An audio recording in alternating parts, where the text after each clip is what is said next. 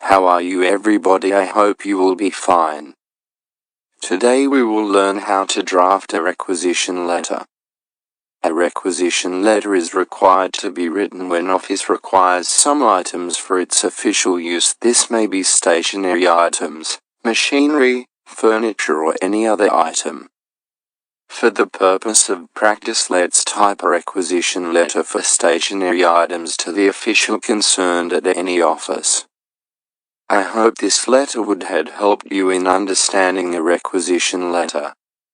Thanks for visiting my channel. Take care of yourself.